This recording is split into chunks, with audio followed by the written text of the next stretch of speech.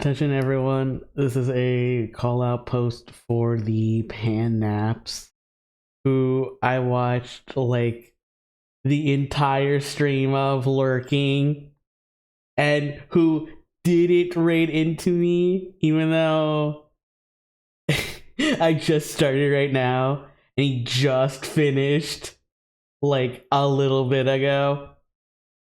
Everyone throw peanuts at the pan naps. Greetings, I'm in bed. Oh, the chat's over me. Hold on. Get out of here. There we go. You could have told me. I told everyone. I was in my Discord being like, I'm gonna stream tomorrow at this time, and you're all gonna be there, and it's gonna be great. But no. But no. Also, hi, I'm in bed. Really adding on to the sleepy nature of this stream. I am in bed. I'm comfy. I am cozy. The time blindness. You and Kawada both are so time blind. It's really funny. Also, yes, by the way, I'm tired. I'm sleepy. But I wanted to say hi and talk to everyone because I love you guys. Throw peanuts at peen naps. The other day I got to show Kalmata the scene from the cartoon The Critic where they were talking about the Orson Welles' frozen peas, full of country goodness and green penis. I love that bit. And they just eat some of the frozen peas on their own.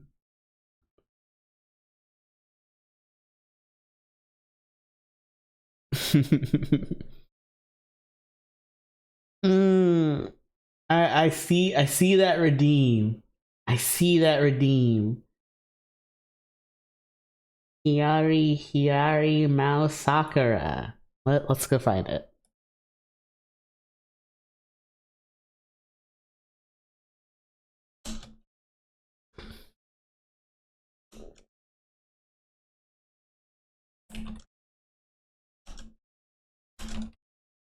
If I search it, will I find it?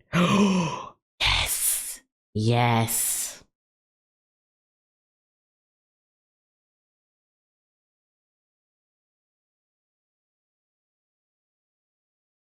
I'm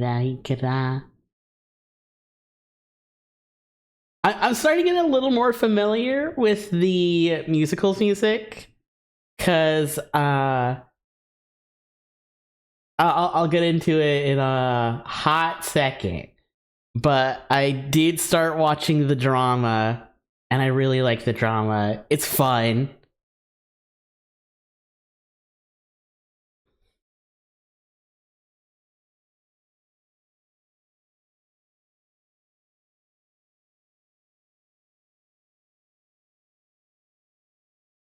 There's one song I really like, but I forget which one it was. Because I'm a silly head.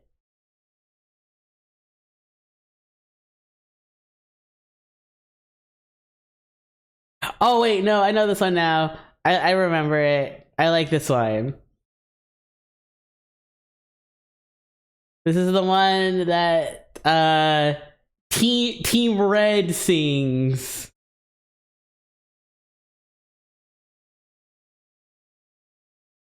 I don't remember the schools yet by heart, so I'm like, there's the green school and there's the red school. This is the red school. The song I really like is from the red school. It's the one that they're practicing for their big debut, and they're like, oh no, we lost our center. Aw, shit, what are we gonna do? Eat gummy from Boingo. Thank you, Boingo. I'll pop open my I got a fresh bag of Haribo Happy Cola.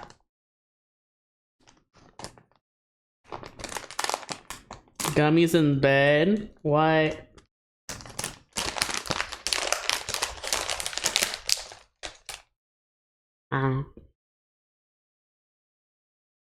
Oh no! I skipped it because I did my numpad. Oh, I'm sorry. I'll fix it. I'll fix.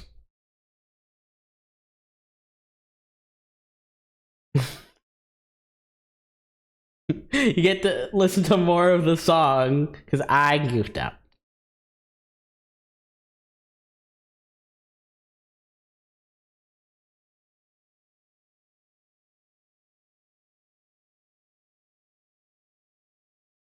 There was a phase the Wizard Dollar Store had non-stop Haribo Happy Colas, and no one is buying them.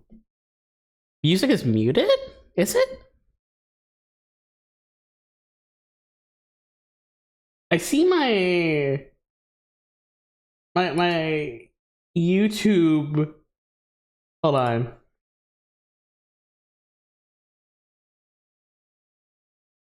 Can you all not hear it? Cause like I just had it on. Here, can you hear this Nintendo music?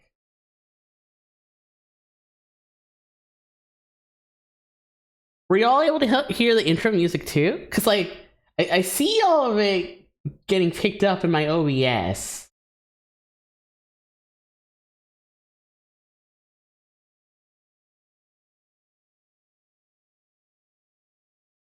Hmm.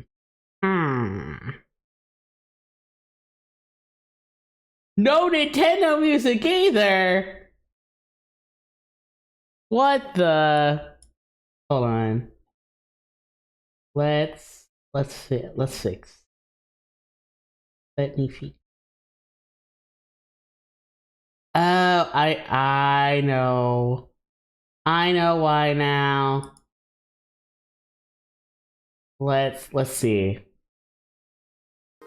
Now do you hear Nintendo music? Yippee. Yes. Okay. I have a folder that I keep all my audio sources in, but I muted it because I was like, no, well, no one's gonna look at the audio sources. But I guess that muted them at the same time. That's silly. I keep making cursed shit. What are you making cursed shit in? Also, how dare you? But also, what are you doing? What crimes have been commenced? I'll play a tiny little bit of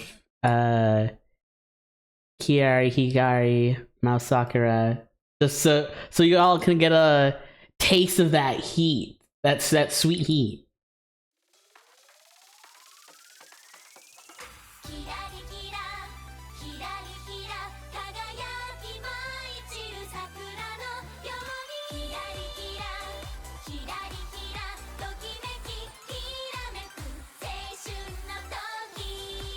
So this song's from the School Idol musical.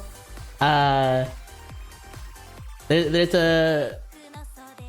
two schools in the School Idol musical, and this school has like a really prestigious, brand new School Idol club, and this is one of their songs that they're getting super popular with.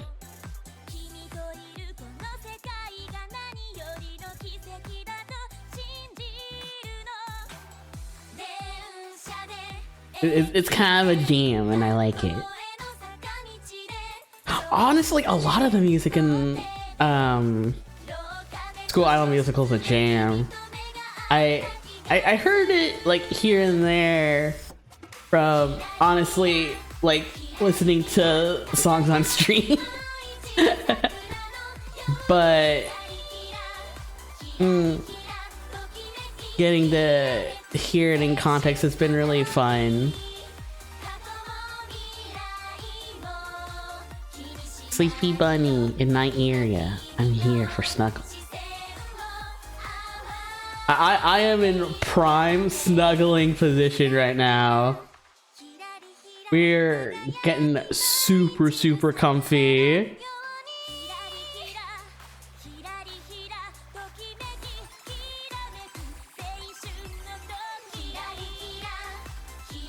I was like, well, we'll just listen to it a little bit, and now I'm gonna listen to the whole thing again. I like this song.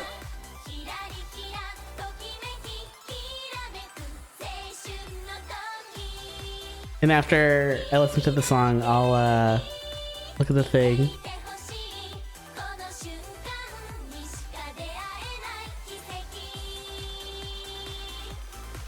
Oh, it's a short! Cool!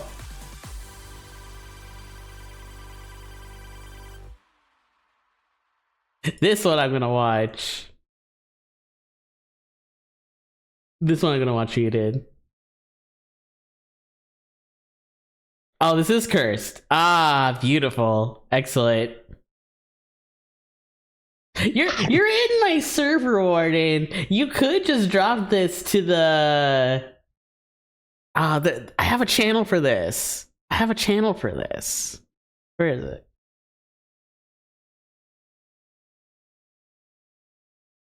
Honestly, the Your Clips channel or video promo would both be good places to post this if you wanted to post this in my server. Easy. Easy.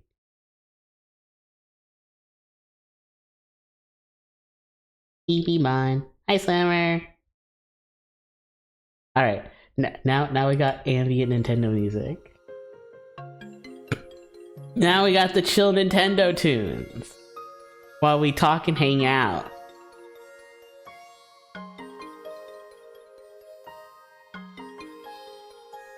Nah. I'm gonna also rub my face. Ugh.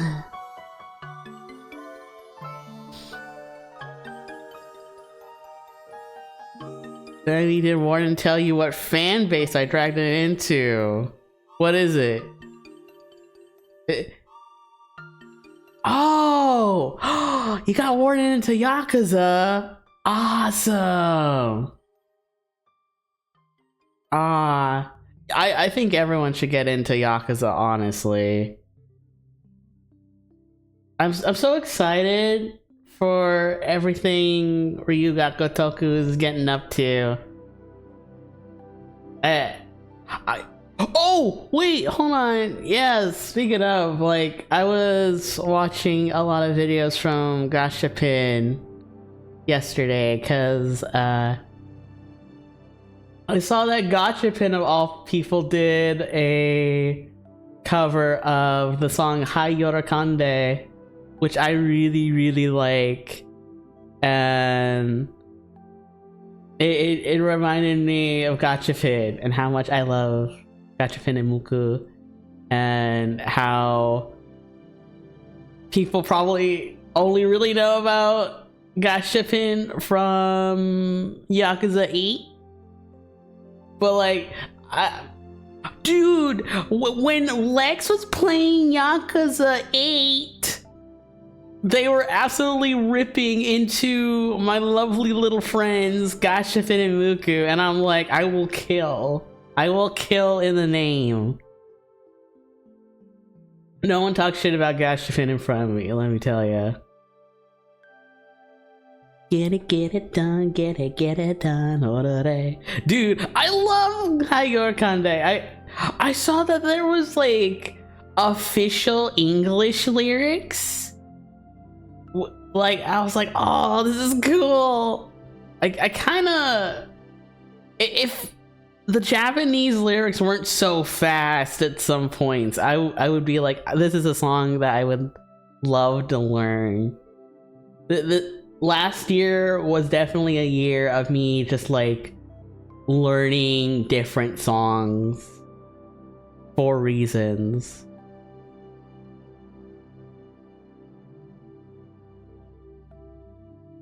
Yes, Hayura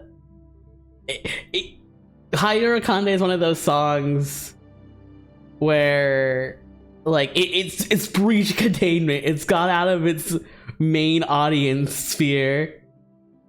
It wasn't Hollow Countdown. I actually saw that one. Dude, oh my gosh. Gin.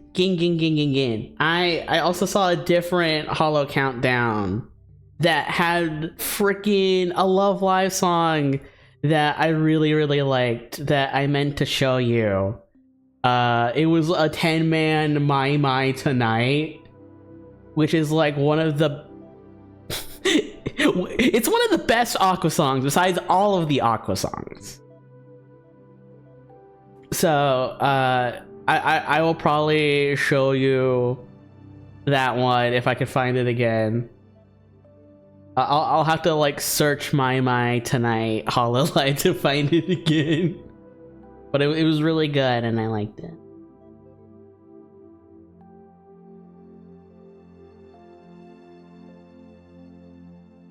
They did do an official English cover with a song that works better with Japanese pacing.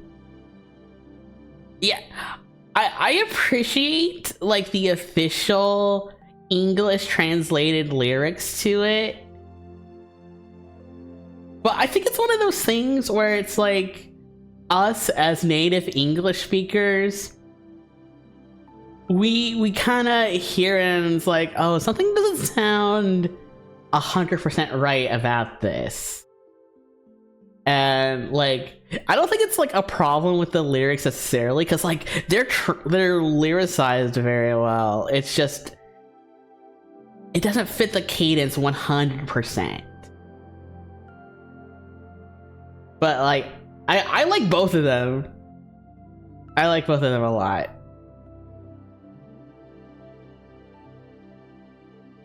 How much of the countdown did you see?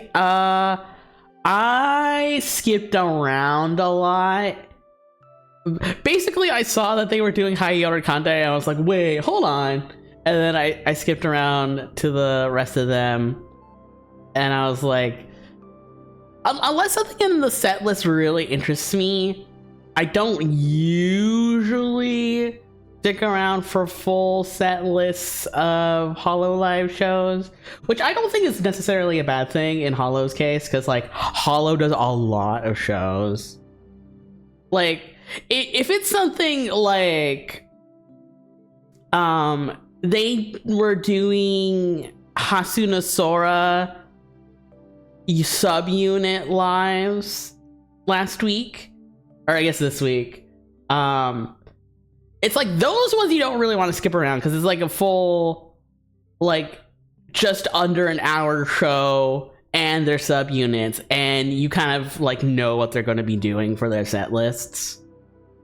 But they're not doing lives very often, so it's like you gotta get what you could get. But unless it's like a really good matchup for what you're looking for, or there's a member you just really want to watch, it's like I feel you can skip around with Hollow shows. It's like if they do a song you really like, or there's a member you really like, or they got Fuamoko and Korone together, it's like, okay, that makes sense. Let's take a look at that. Hi, Kalmata. I love you. Hey, everyone tell Kalmata thank you. Kalmata went to Jack in the Box and got me a delicious croissant sandwich. Got egg and cheese croissant sandwich and two hash browns. My tummy!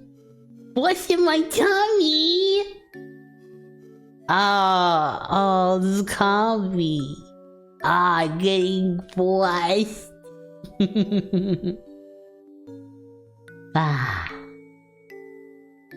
I'm feeling so luxurious right now. What do we got? Eat the sausage. Thank you, Kalmata. I am so jealous.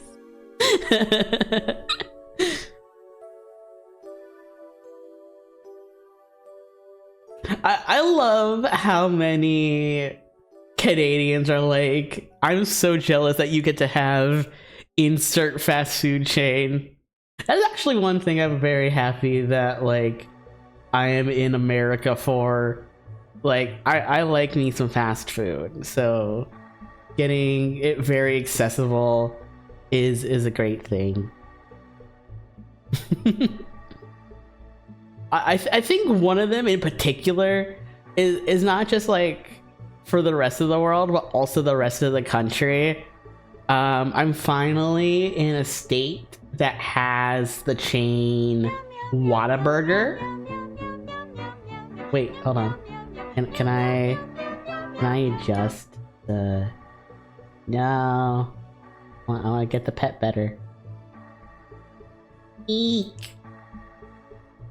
Ah. I could get slapped by one paw on my noggin. But yeah, no, there's a place called Whataburger, and Whataburger's really good. Particularly for me, cause you know I don't eat red meat. They have a there we go. There's a sandwich at Whataburger that is 2 slices of Texas toast. I think like Swiss cheese or provolone. It's some kind of white cheese, barbecue sauce, and chicken strips. And I asked for grilled onions on it too. It's really good.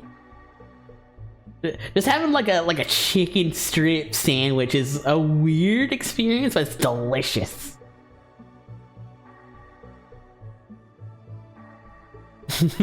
As a Texan myself. Yeah, I first saw Whataburgers in Oklahoma of all places. That's like the furthest east I've ever been. Like lived in, not to visit, but we had Whataburgers in Oklahoma, and then when I was in hipster town they didn't have any, and there's one here in Zoom City, but like after we go back to the Fox Den with the Fox Spirits, we're gonna be far away from Whataburger again.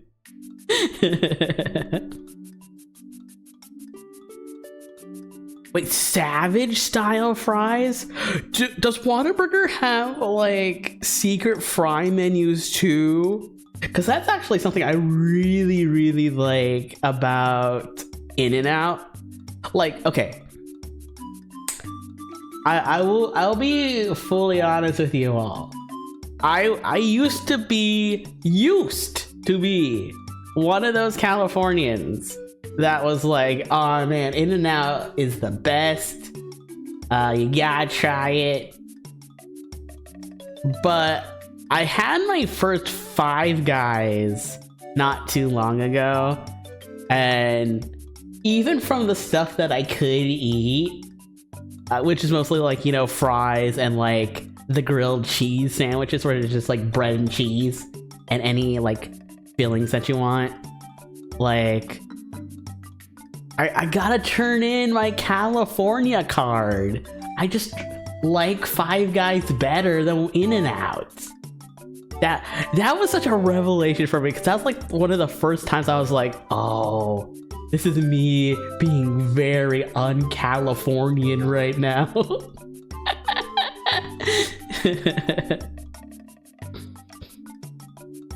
Craving Mr. Jack Box's juicy meat and buns in my mouth.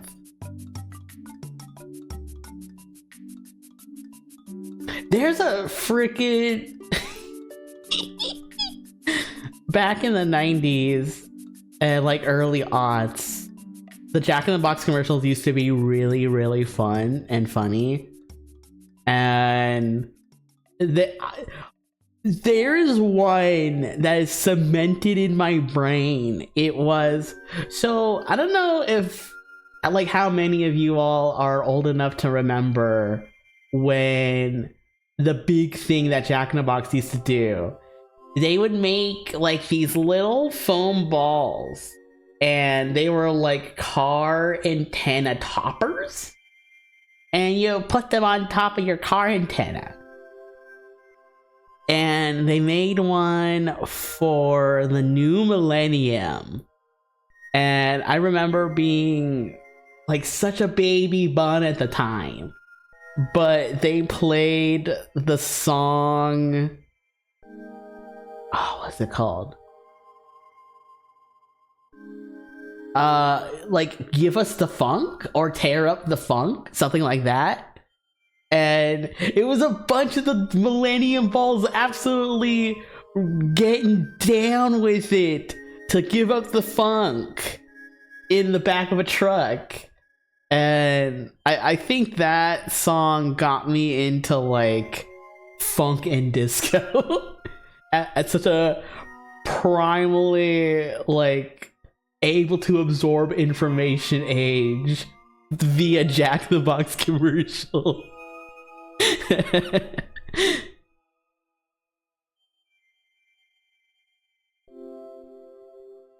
I want to try Shake Shack and In-N-Out. It's not that like In-N-Out is bad. It's just I don't like it as much as I used to. I think there's a lot of really good things about In-N-Out that I still really like. Their buns are really good. Like, I don't know what they do or where they get their buns, but they're like genuinely the best fast food buns I've ever had. They do this thing where they offer vanilla, chocolate, and strawberry milkshakes, and you can ask them for a Neapolitan milkshake, where they'll take all three flavors and combine them into one.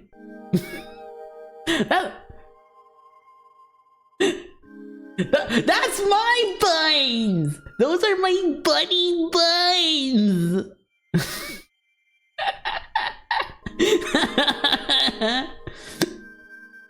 This bun. The whole of me. Not just my butt. But also my butt.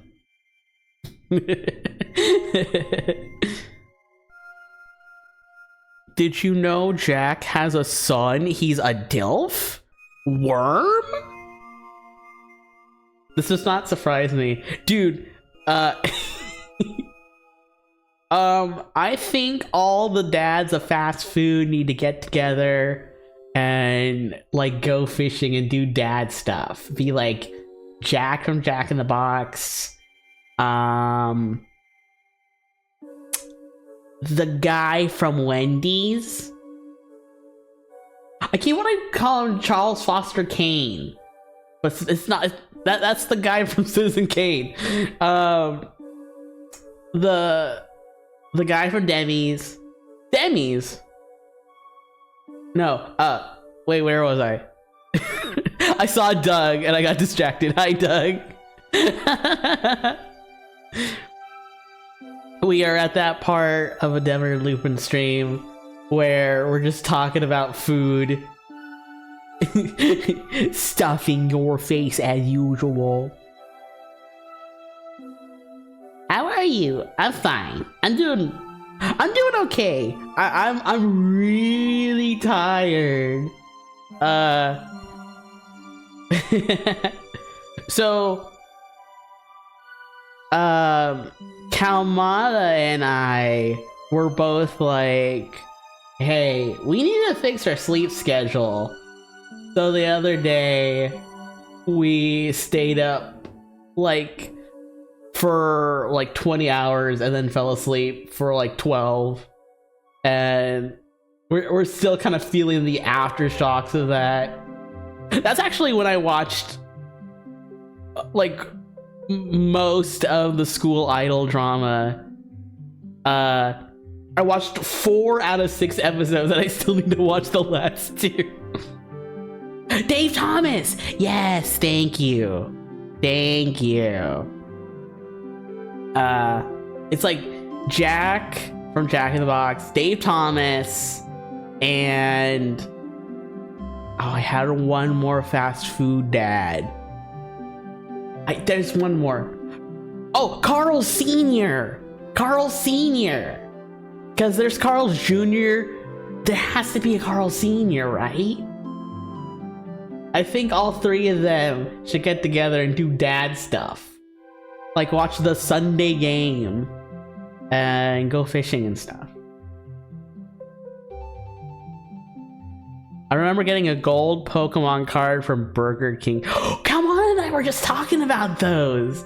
Yeah, weren't those like kind of cool? Like they just kind of give you like a gold brick. There's a scene in the movie Goldfinger. It's a James Bond movie. So the bad guy is a guy who really likes gold. That's his thing, right? And James Bond needs to get him into a golf game so he can get some intel on him. And he offers Goldfinger like a historically valuable gold brick in exchange for playing golf with him. And sometimes I think about like that scene, but instead of like a gold brick, it's just like a stack of the gold Pokemon cards from Burger King.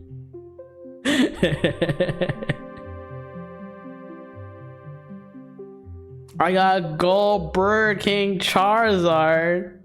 I wonder sometimes like how valuable some of like the Burger King Pokemon stuff is. Like I remember they had a ton of toys and the limited cards and the gold bricks. I wonder if any of it has like value these days. I'm sure it does to like Pokemon collectors at the very least, but also like I wonder how much that would go for, you know?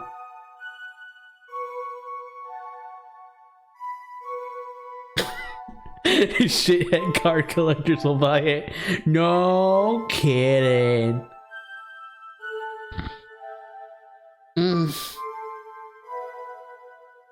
I need to file more unemployment claims, but I think once I start getting regular money again, I'm gonna try to build my own like physical Pokemon deck by like, you know, buying the cards that I need. I wanna play more Pokemon, like TCG with folks. I love Pokemon TCG. We got a bunch of Pokemon cards over the holidays because the Fox Spirits gave Kalmata and I like 3 different like big packs of Pokemon cards.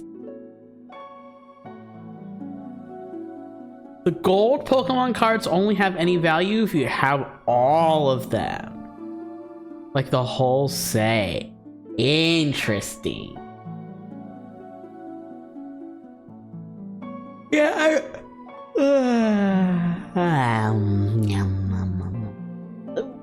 I remember having the Mewtwo one. I remember there was like other ones too. Let me take a look.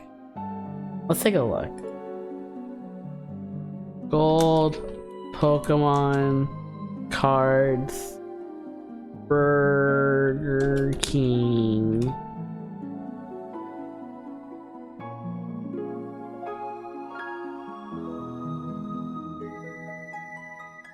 Is this the whole set? Is it just 6? Yes. Okay. No, it's 8. No. 1, 2, 3. 4, 5, 6. It is 6. Okay. So there's Pikachu. There's Mewtwo. There's Jigglypuff. There's Poliwhirl of all Pokemon. There's Charizard, and there's Togepi.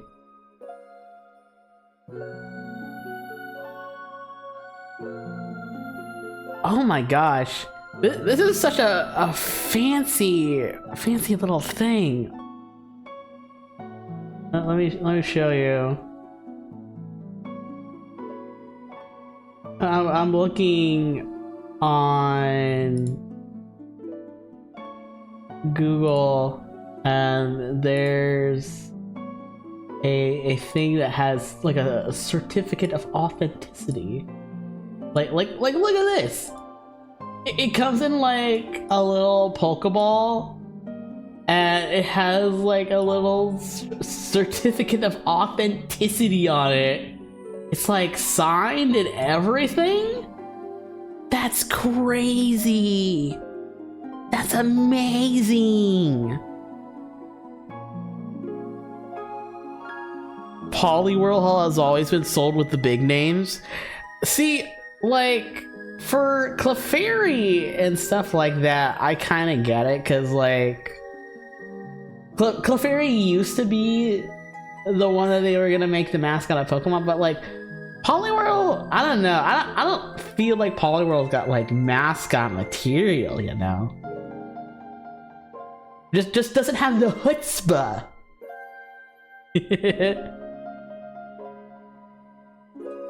The Yakuza launder money through Pokemon cards in Japan? That makes sense. That makes sense to me. I was watching a video on like a Pokemon themed visit to Kyoto. Like someone staying at the Pokemon hotel and going to see Pokemon centers. But they also stopped by like a card store with like lots of really rare Pokemon cards.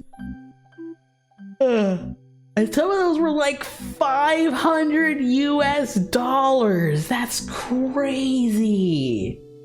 That's crazy to me. Maybe Poliwhirl is big in Japan, like Stunfisk. I love how Stunfisk is so popular in Japan. I kind of wonder about that sometimes. Like, I feel like there's certain Pokemon that are just universally beloved. And then there's some that I feel like are only really popular in certain parts of the world. Like that has to be a thing, right? Like there's only specific Pokemon that are popular here but not popular in Japan, or vice versa, you know? Stunfisk is cool. Oh yeah, like I don't blame the Japanese that think Stunfisk is cool, for sure.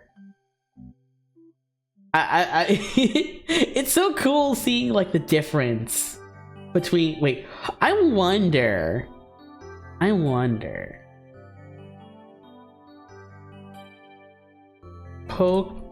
Pokemon popularity in Japan. I wonder like if there's any that really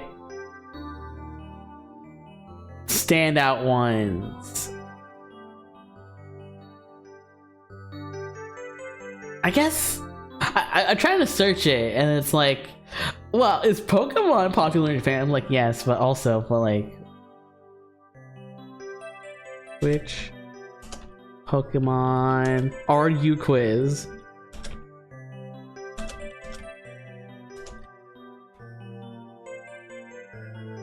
Sometimes Pokemon are mascots for some towns in Japan.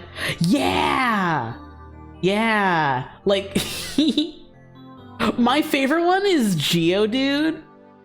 Because the Geodude mascot has its feet in, like, that, like, photo editing program, like, gray checkerboard.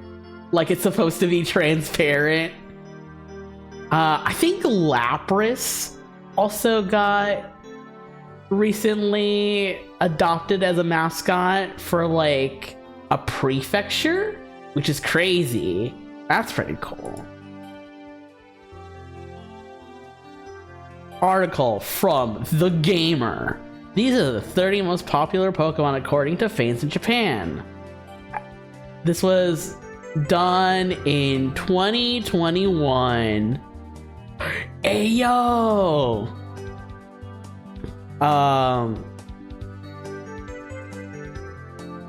Top voted in this poll from like 4 years ago. Dedenne, #1, baby. Cincino, Sableye, Snivy, Magnemite. I feel like I know for a fact people here in the West, or at least in the English-speaking West, hate all the man-made Pokemon. So seeing one like Magnemite, pretty interesting. Swadloon. Swadloon's an interesting pick. Pikachu, Buzzwole, Oshawott, Flygon. Sliggoo specifically. Interesting. Barbaracle. I know Barbaracle's actually really popular in Japan, but like I've always hated the Barbaracle line. Sliggoo these nuts.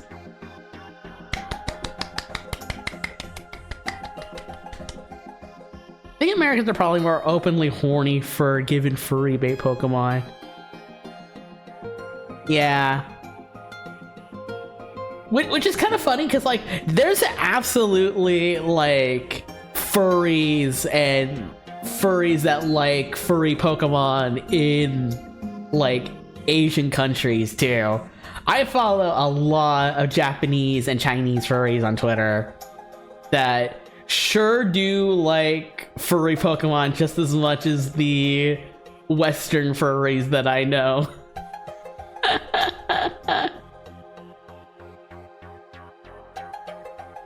Garbodor enjoyers smell like Garbodor.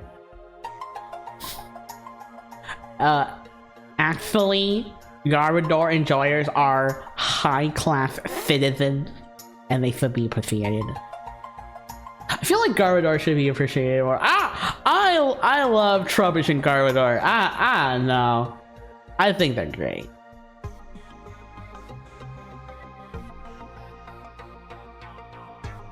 If you look up a Dujin with Pokemon, it's gonna be 90% trainers rather than furry bait.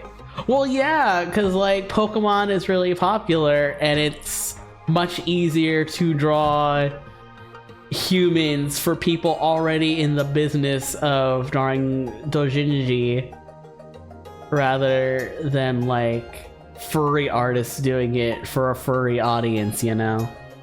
Like, I'm sure if you look in like furry circles, then that would be way easier to find.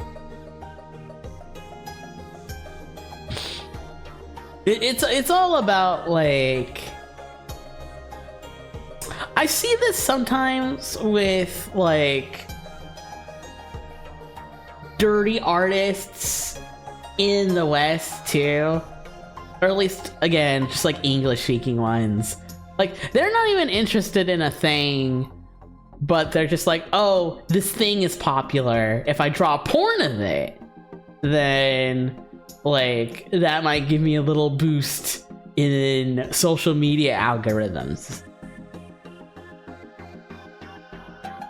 And like I mean I don't blame people for getting on their grind, you know, but it's it is what it is, I guess. I see more Pokemon doing furry comics, even if they aren't furries, if it's made by an English American artist.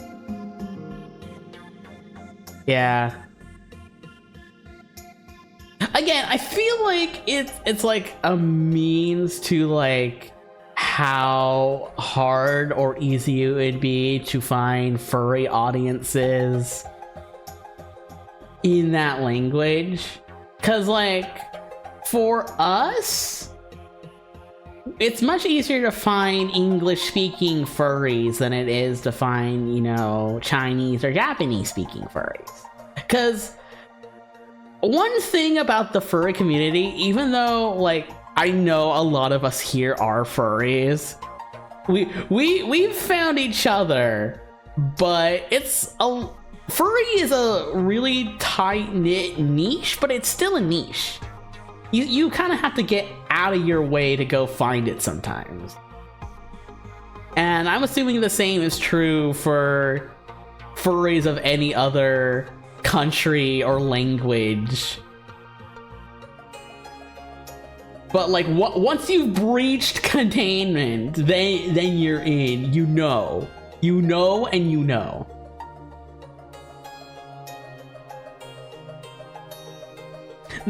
That said, like the sorry, the Japanese furries that I follow that do a lot of Pokemon stuff, I've seen certain Pokemon be very popular within those circles, and it's kind of surprising. Like, I follow, I think she's Chinese. I follow a Chinese artist who is like, only does like females and mostly does Pokemon.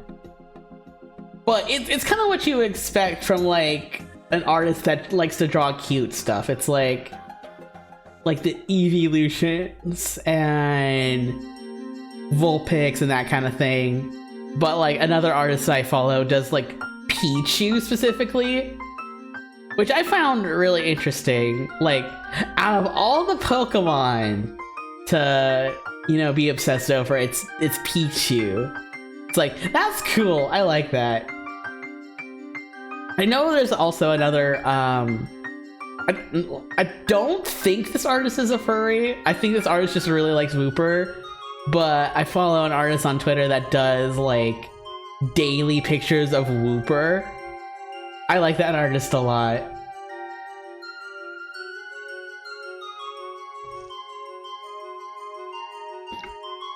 You ho, and you ho, and you ho, and you ho. What the furries? You all are watching a cute little bunny laying down on a bed talking to you right now. Don't pretend for a minute you all aren't furry at least a little bit. Let's be real, let's be real. I would wager that some of the biggest furry bait Pokemon still ring the bells of non-furries. Yeah.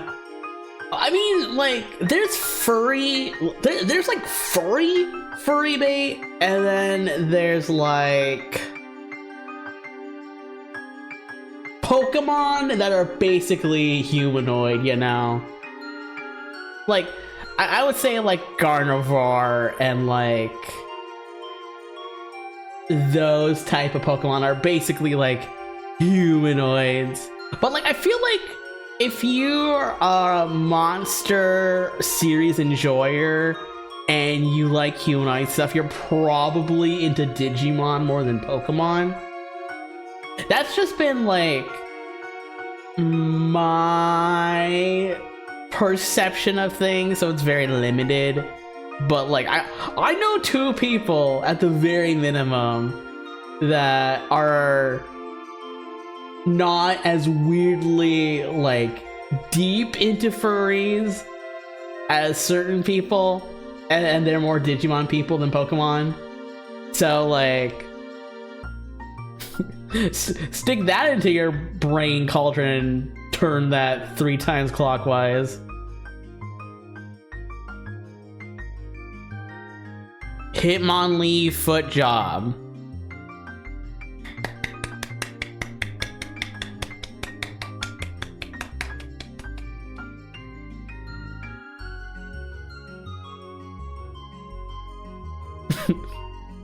Need. Machoke, yeah. What was that one friggin'... What was that one comic that was like, son, we gotta talk? And it had the kid surrounded by all the really muscular Pokemon.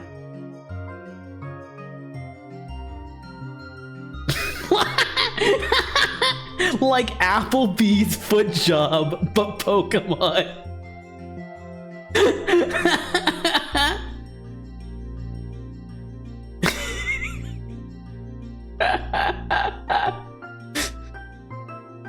Applebee's foot job raises more questions than it does solve them.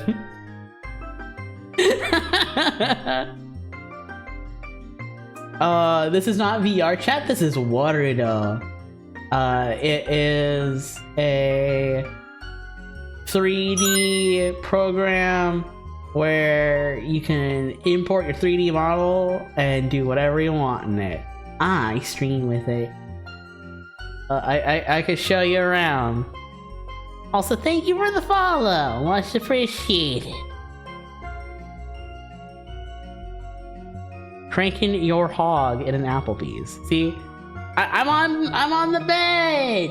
Yippee! This is my bed. You can look at me head on. I'm just hanging out.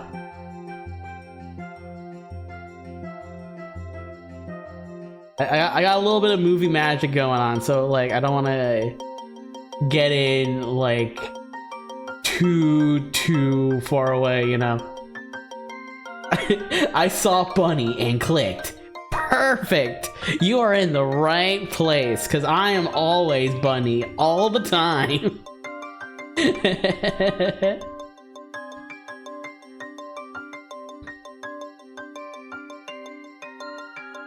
If Embor cranked it, y'all would burn. Nods knowingly. I am about to assassinate Demeter Lupin. No! No! Haha, don't assassinate me like from the end of You Only Live Twice. Haha, I'm so sexy. Haha.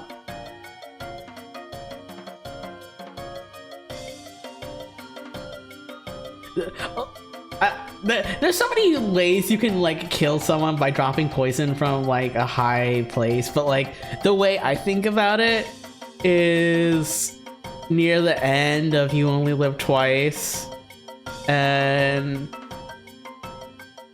it was straight up. So You Only Live Twice, James Bond goes to Japan, right? And they're straight up like a ninja assassin that tries to kill him by dropping a string down near his mouth and then sliding the poison down on the string so it like falls down. Yeah, no, that was it exactly, Kathy. They do that in You Only Live Twice.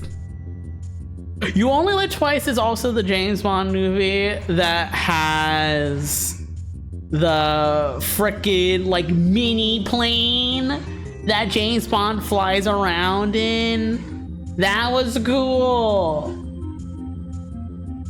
You Only Live Twice also has The Rock's grandpa in it.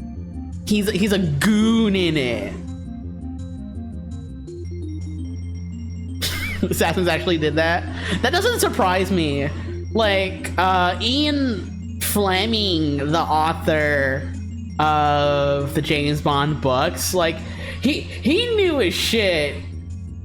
Like, he and Christopher Lee were, like, friends and in the trenches of that shit. Like, There's some accurate stuff in the James Bond lore sometimes when it's like thematically really cool to bring up.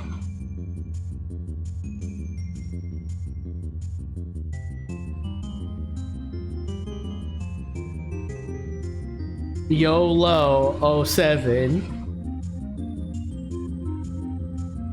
I read a thing recently that was like, so there hasn't been a James Bond actor in a while, because the last movie was Daniel Craig's last, and a lot of talk has been like, oh, who's gonna be the next James Bond? And there was talks with Barbara Broccoli, one of the producers, and she was like, hell no, no female James Bond. Like, definitely, like, open to the idea of a non-white James Bond, but definitely not female. Like, the article I was reading, like she said she called it woke, which I think is really funny. Demi can be the new villain. I can be the one with the cat. I can be the next Blofeld. Hi, Kefka. Have a good lurk. James Bond can suck me good and hard through my jorts. Oh man, like, I get where people wouldn't like a James Bond movie, but like, I like them because they're funny and silly. We're gonna drink some water.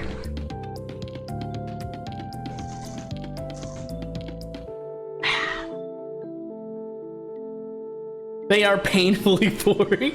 Wait, which ones have you seen? Cause like,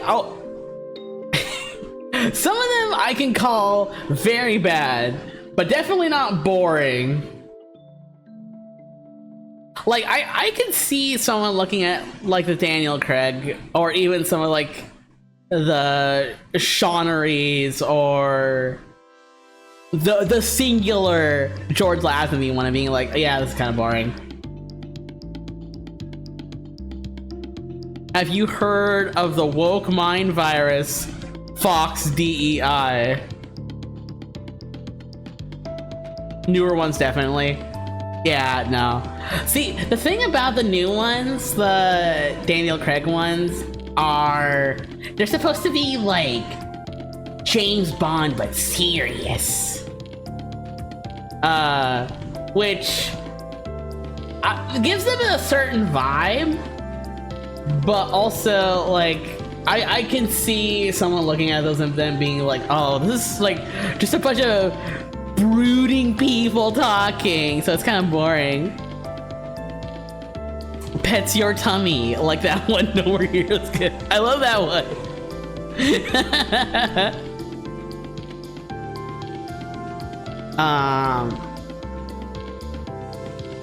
Honestly, if you want a James Bond movie that's not boring, watch one of the Roger Moore ones. I think all of them except for maybe Moonraker are ones that I would recommend, because they are fun and silly. Also, maybe like GoldenEye. GoldenEye is a good James Bond movie. It's like the Sonic Generations of James Bond movies. GoldenEye was born. How do you look me in the eyes and tell me that GoldenEye James Bond is born?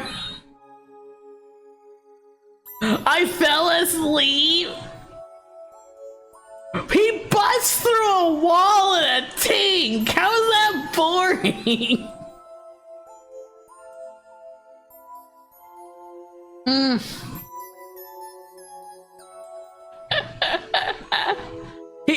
he rides a plane off of a cliff in like the first 5 minutes. Also, it's one of those movies where Sean Bean does die in it. That's pretty funny. Yeah, that misogynistic nerd guy also gets frozen.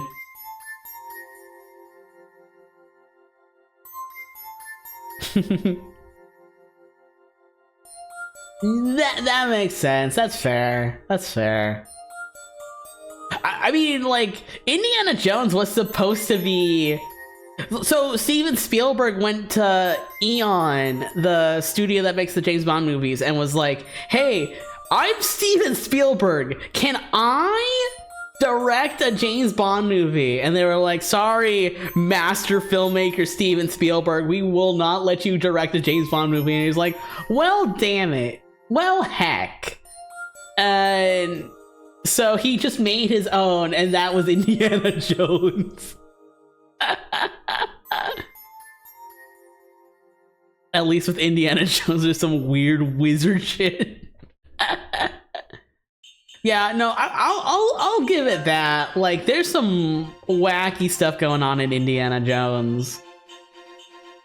But like, the thing about Indiana Jones and James Bond, like, if you get right down to it, it's just like a normal man who's very skilled at what he does, going around the world, seeing really cool sights, has like a sidekick of some kind, and fighting folks that may be politically charged. Small indeed.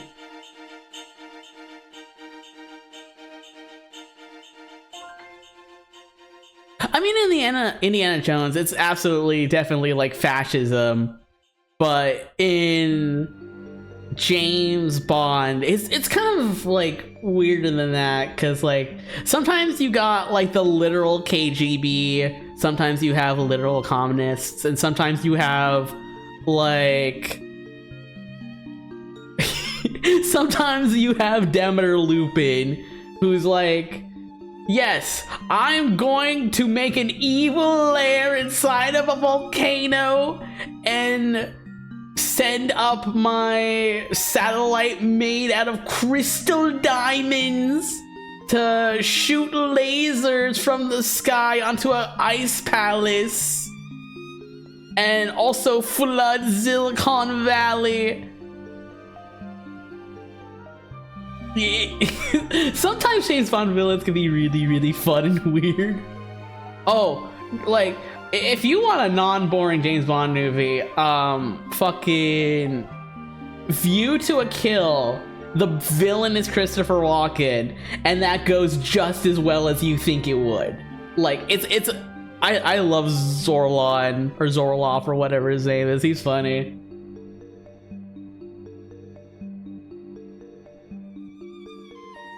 Have you seen Indiana Jones and the Dial of Destiny? I have, actually. Ad moment. Yeah, no. Calmon and I saw Dial of Destiny in theaters. I actually didn't mind it. To be fair, it's been a while. Why is there a Christmas ad? It's...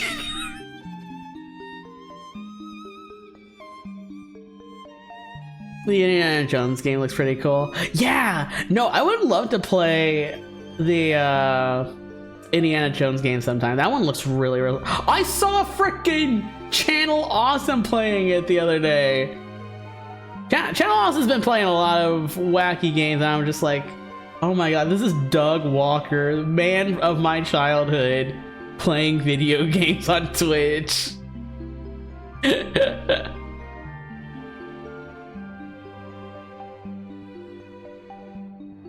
What about Dr. Jones? Yeah, no, I'm a Channel Awesome hater, but I still it's one of those things where it's like the content is bad, but I like to make fun of how bad it is, you know?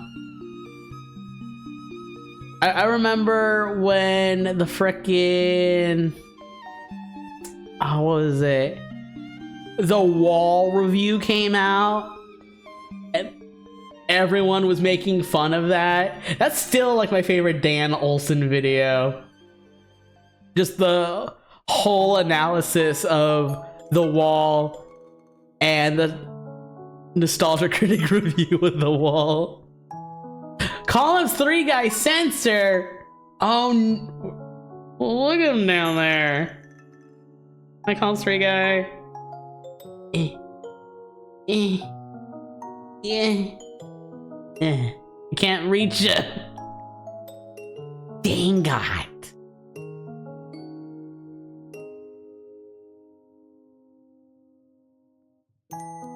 I watched a video essay saying that channel awesomely, probably irreversibly damaged media literacy.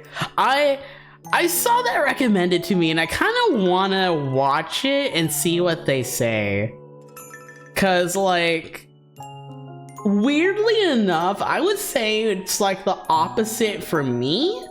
Like, watching the Nostalgia Critic got me interested in media literacy, and I'm media illiterate enough to like give things I don't like a chance and study them from objective critical angles.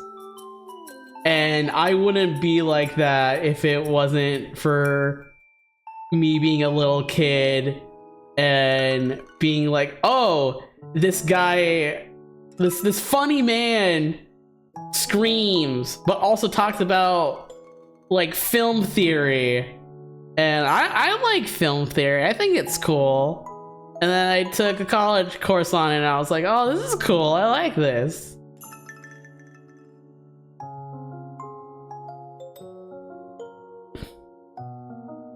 Why does a video gotta tell me of the struggles of Tony Soprano when I can just watch the show itself?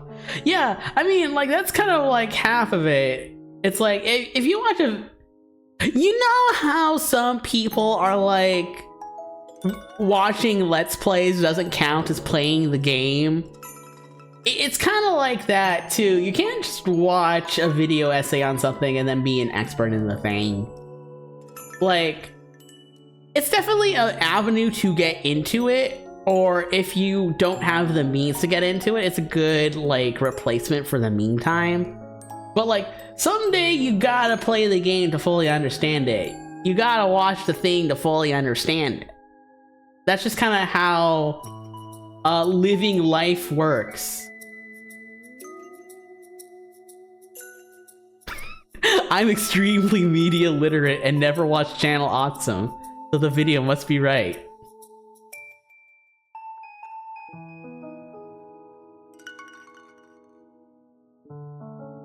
TLDR of the video is mainly talking about the proliferation of angry insert ear reviewer.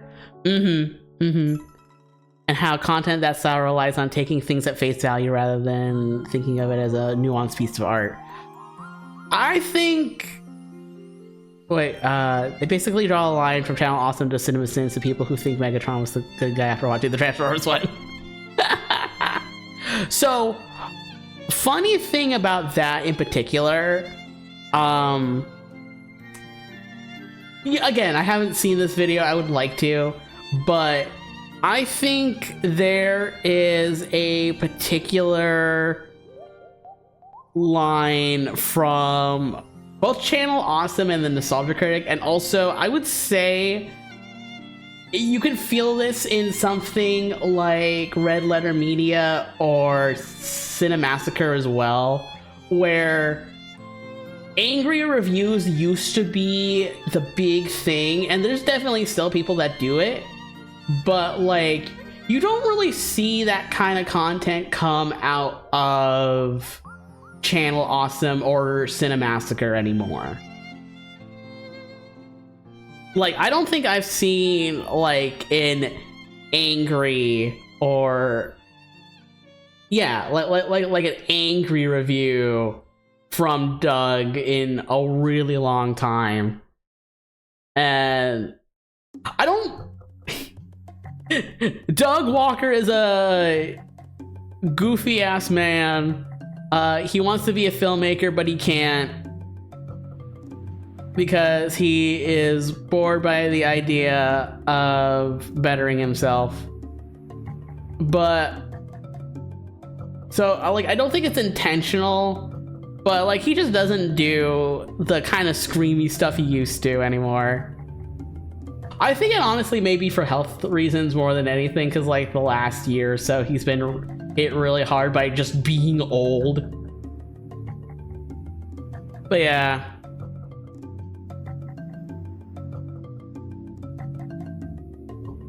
AVGN and Angry Joe. Is AVGN still angry? Cause like, I will admit I've never watched AVGN like ever, so I don't know if he still does like the angry shtick. But like, I know for sure Nostalgia Critic doesn't do the angry shtick like he used to.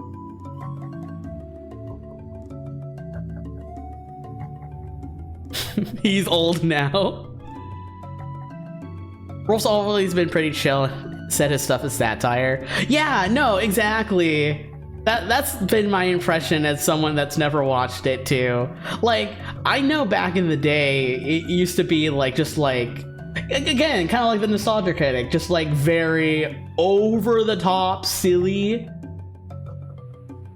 But like, it felt like in the current days, it's not even been over the top silly for the sake of making a joke, but more like, more of an effort is made to be nuanced.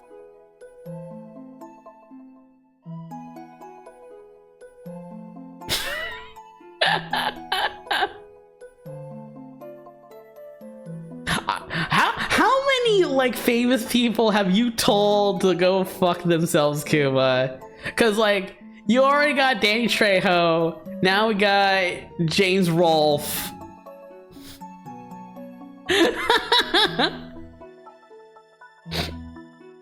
Oh, it's so funny. I love that.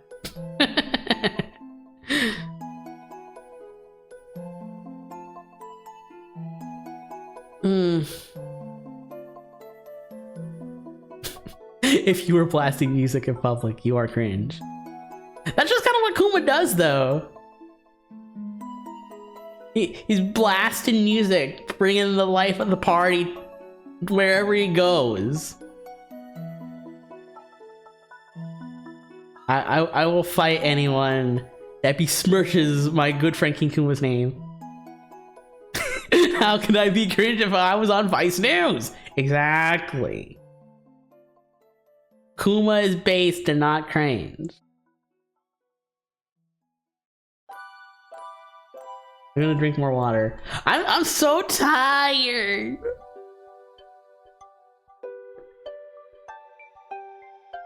I fixed my sleep schedule. I'm waking up like before noon again. But also, like yesterday, Kalmata and I went to the zoo. And we both got really, really tired. Because we woke up early to go to the zoo. And we walked a lot. And our tootsies got real sore. I like straight up like took a nap before stream. That's why I'm still in bed. I'm just too cozy. Too cozy time. Kalmata sent me pictures of birds. Kalmata was so excited to see all the birds. The egg-laying board. It was a toy. I was so happy to see the javelina. I love javelina so much. Otherwise known as the collared peccary. They're fun and they're silly and I like them. They're in Planet Zoo. And I didn't know that collared peccary and javelina were the same thing. I'm just used to calling them javelina because I am from the Southwest. We saw giraffes. We saw prairie dogs. We saw lots of ducks and turkeys and vultures. We saw California condors. I love the California condors. Like, I love vultures and condors and like birds like that are kind of like carrion. I love carrion birds, but like California condors are something else. They're ginormous. They're like so big that one of them could like steal me away and like carry me off if they wanted to. Big raven, bunch of vultures. I like the balds. I like the bald birds. But what else did we see? We saw snakes. We saw toads. I saw a really fluffy spider. We saw a chuckwalla. We saw lots of turtles and tortoises. We saw a pride of lions sleeping. We saw a cheetah. We saw a bobcat and a mountain lion. We saw a sleeping fennec fox. You look so cute. I'm sleepy. I'm laying down and getting real comfy cozy while I chat. What about bears? I don't know if the zoo has any bears. If they did, they either weren't out or we were at the wrong place to see them. No bears at this one? Dang. I know the zoo has like a petting zoo. We didn't go this time, but like you can go and pet goats. I love petting the goats. They also have cows. You can go pet a cow if you want it. They got monkeys. We saw a baboon and a mandrill. What else? I'm trying to remember.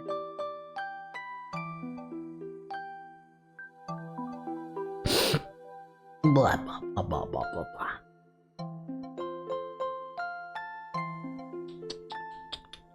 I'd have to look.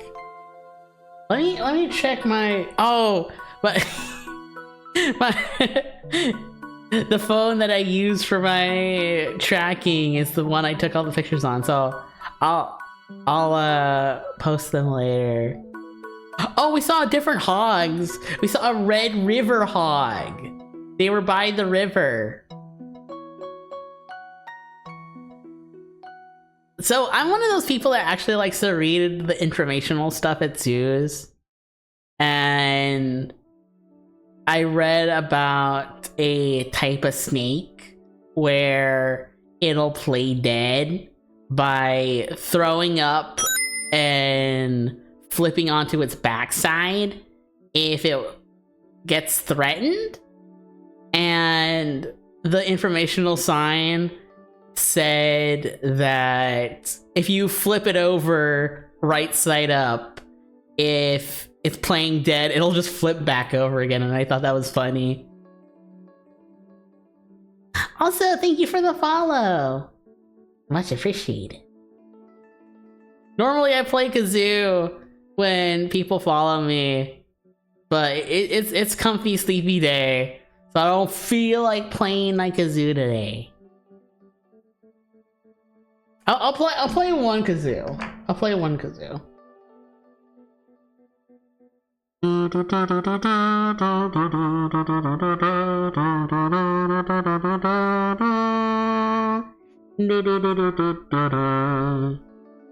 There we go. We got a dude. We got a dude. Flying like a flying ostrich, moshing in a tar pit.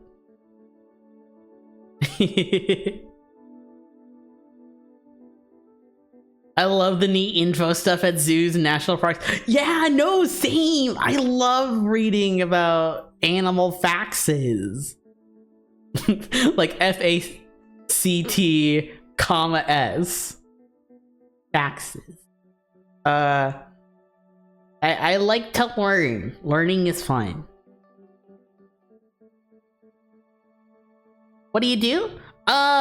We do a lot of this, a lot of talking, a lot of chilling out. I play a lot of Sonic. So if you're a Sonic fan, I do Sonic Adventure speedruns. I play Shadow the Hedgehog. I was thinking about playing Planet Coaster too. I've done Planet Coaster before, but like I have Planet Coaster 2, and I want to do Planet Coaster. I still need to play a few games that Calmada's gifted me. Shadow the Hedgehog's game was awesome. I'm so glad Shadow is like 2 for 2 on games that I really, really like. Because we got Shadow the Hedgehog, which is, I mean, I'll say it before and I'll say it again. Not really the best game, but it's fun. And then we got Shadow Generations, which is like objectively really good and really fun. Planet Zoo? I could do another Planet Zoo stream. We would need to make more animals and name them after chat. And keep watching Stickly die over and over again. He's you secret single gummy.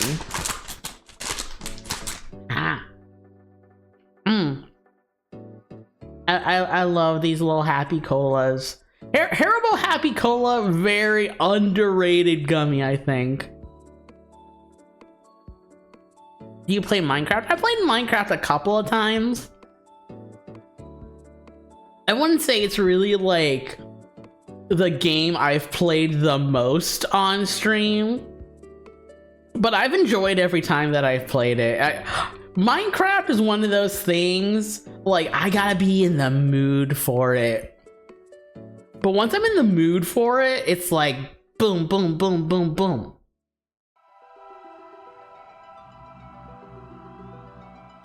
I prefer the Flintstones chewable morphine gummies.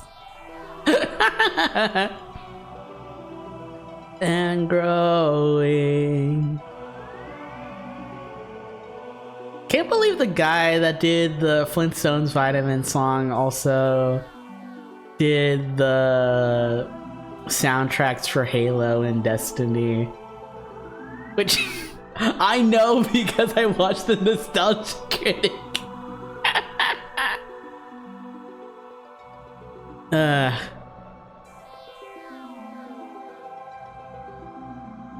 I should play Minecraft again sometime. Now I'm thinking about it, I'm like, ooh, Minecraft. I could build a block. But Minecraft is one of those things where it's like, oh, you know what? I should just make like a really good list of games that I'm really good at playing and like talking over.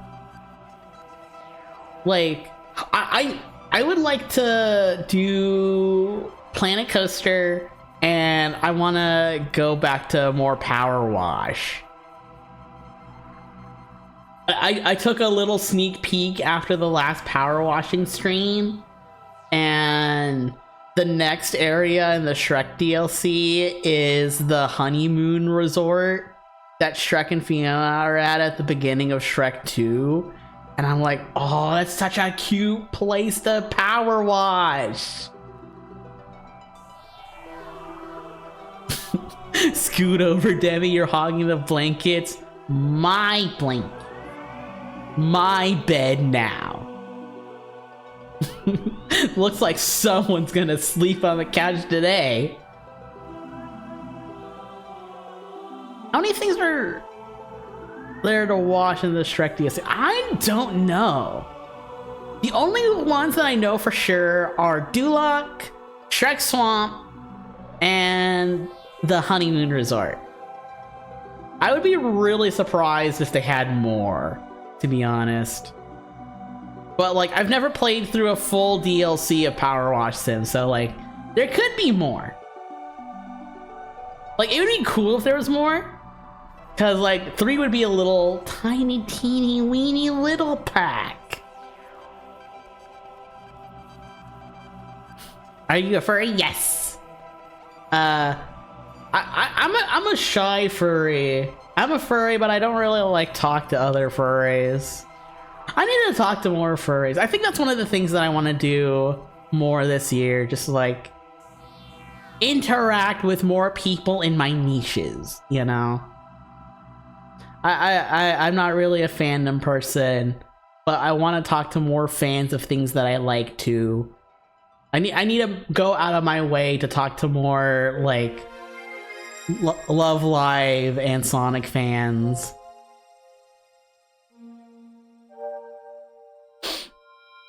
If you are also a furry, you're in the right place.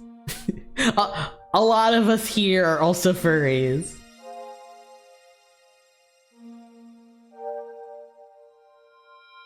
You know, I was thinking about it, like, it comes, yeah, no, like, VTubing and being a furry definitely have that overlying Venn diagram of, like, being your ideal self on the internet, sometimes using, like, a fancy model to, like, just be who you want to be online. And I think that's cool. I think that's cool.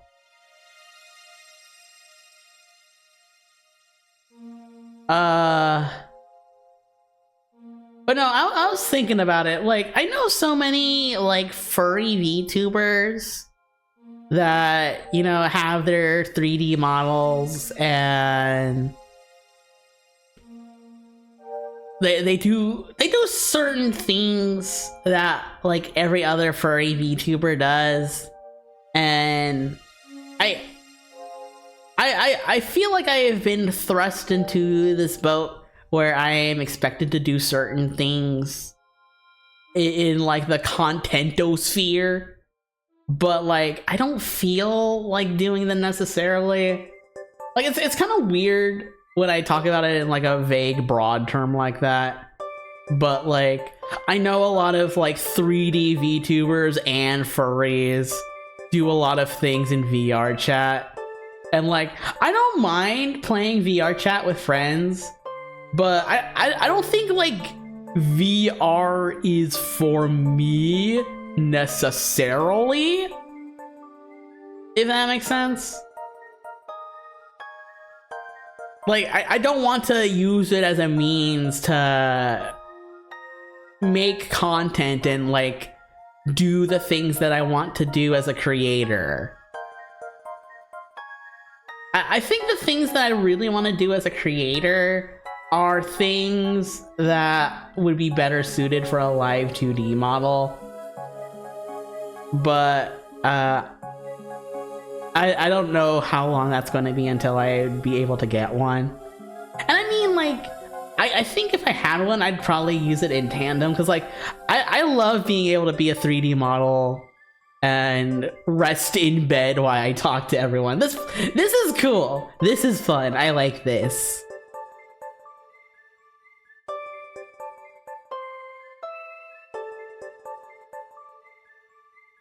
I am a passive furry in that I like furry characters but don't really engage.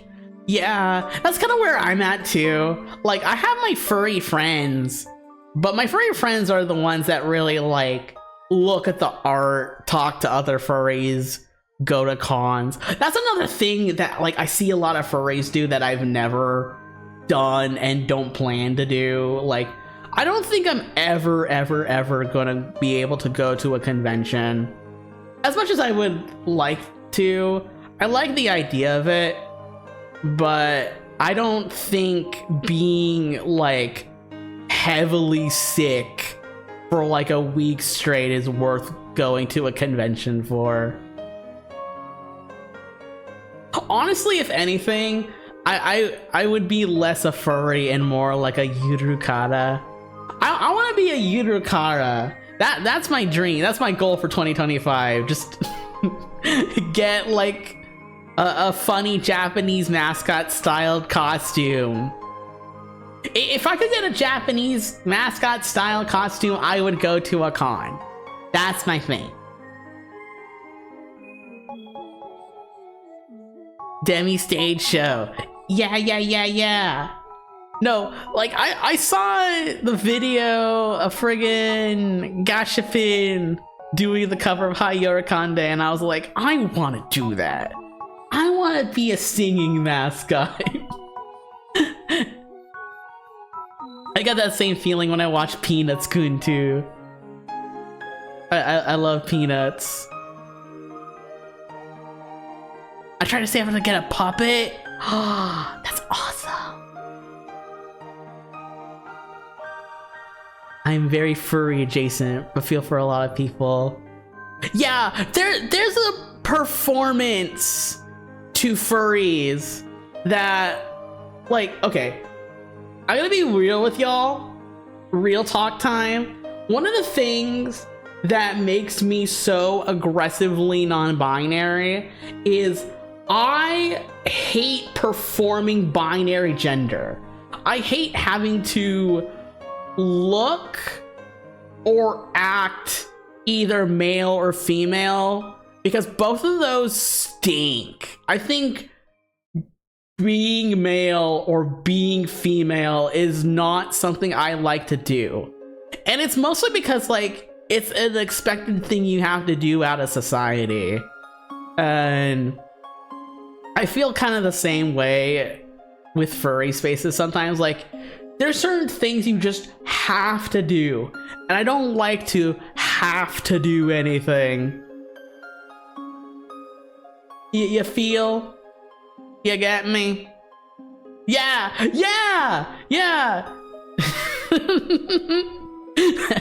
You all get it. I'm so glad.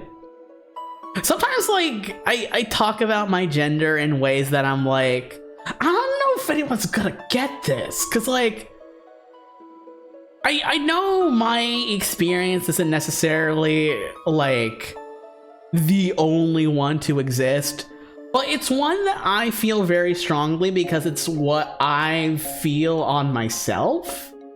So it's kind of a wacky thing to imagine someone feeling the same way. You know. But yeah, I think in my life, I just don't like having to fit into a box. That's the thing that stresses me out. That's the thing that makes life hard to live sometimes. I don't like to have to do anything. I don't want to have to do something I hate. I don't want to have to perform gender. I don't want to have to pretend to like people.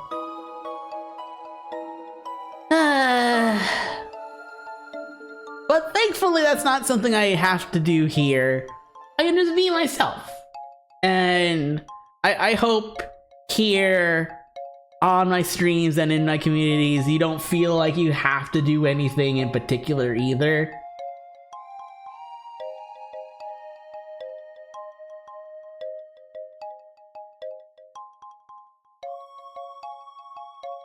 I'm reading chat. I kind of went crazy mode. I went sicko mode. I'm gonna drink water.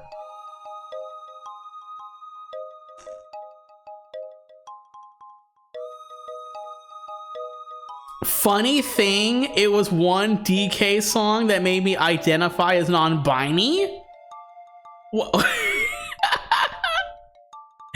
doesn't surprise me, but that sounds like so correct and funny coming out of you, Kalmata. Is it that one, it's from the Donkey Kong Country show. I think I know the one you're talking about. Proof Demi isn't a cat. If there's a box, Demi wants it in it. Thank you. Thank you. Sometimes I see people like think that I look like a doggy, and like that's fair. But I'm not a doggy. I'm a bunny. I'm a lop.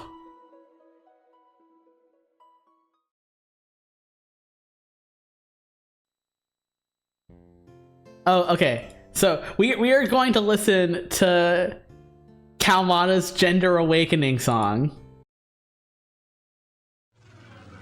Oh wait, hold on. Let me get the video on screen. Cause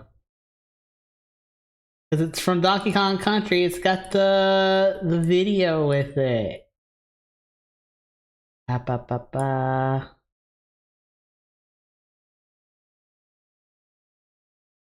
No, where is it? Please, I beg you.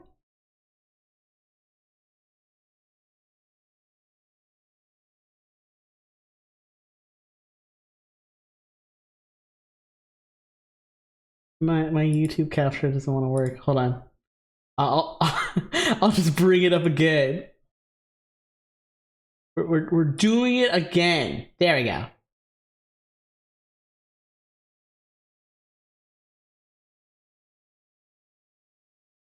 Yes. Nobody's hero. Here, I'll put it on my tummy.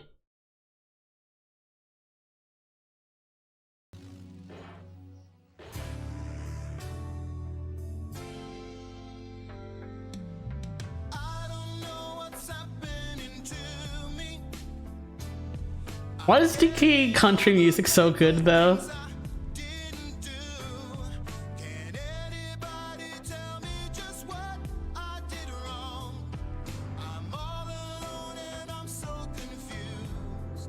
Wow.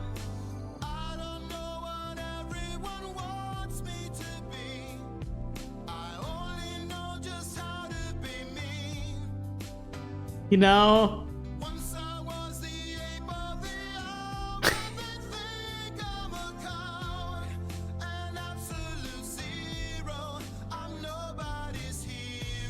like, listening to this with like gender in mind, I could feel it.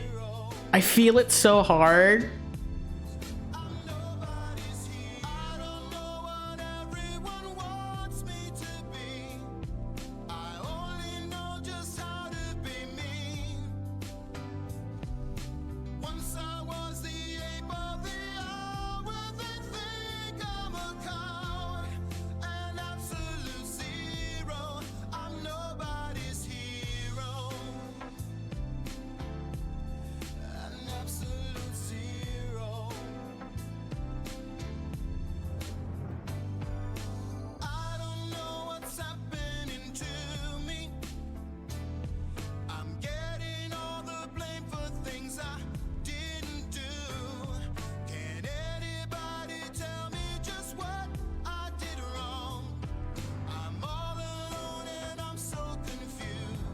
I am lost in this. I'm like, oh shit.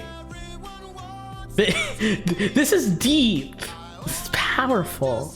Thank you, Donkey Kong. You should watch Donkey Kong Country in the Discord.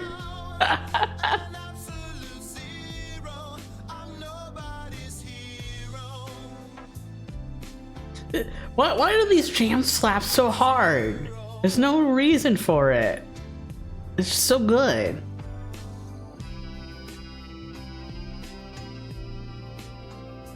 I still say the French Donkey Kong TV block that use the same mocap stuff as the show makes DK the original VTuber. You're right, and you should say it, Sierra.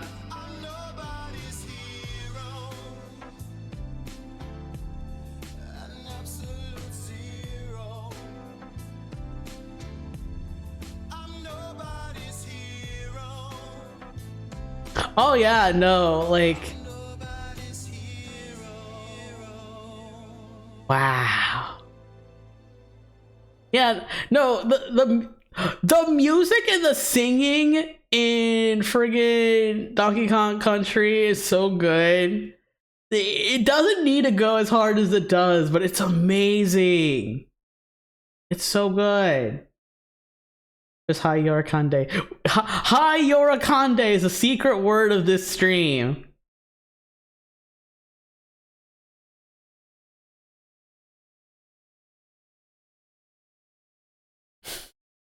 Sometimes I really do feel like the Donkey Kong Country cartoon Donkey Kong.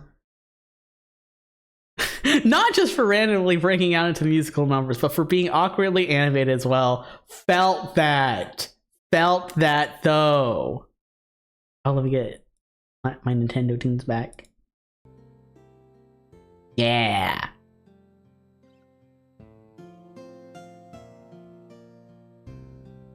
DK had an actual singer that was popular for TV stuff in the 90s. Meanwhile, every other voice actor had to fend for themselves.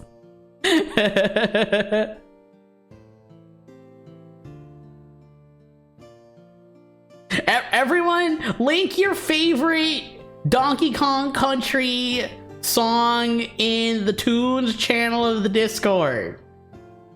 I will not listen to them on stream, but I will listen to them when I get back into my real bed after stream.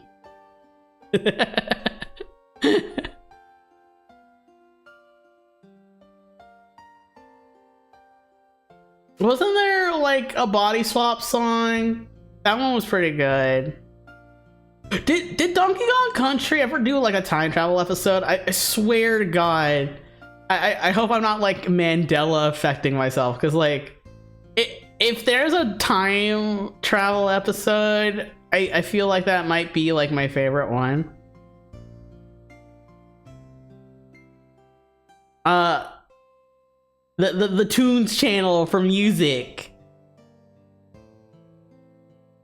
I'm Different featuring 2 Chainz.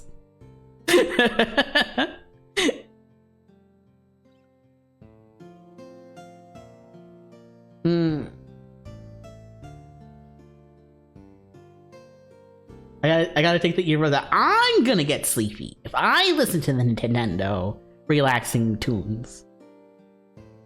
I'm gonna have another happy cola. Don't mind if I do.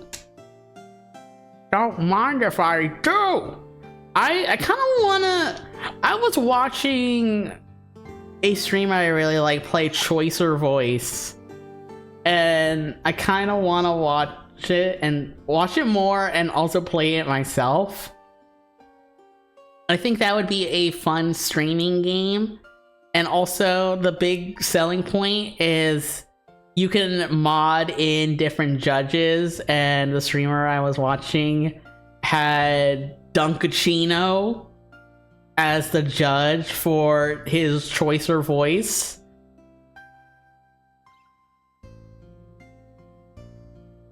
It's like, I want It's Not Al anymore, it's Dunk to rate me making weird sounds on the internet.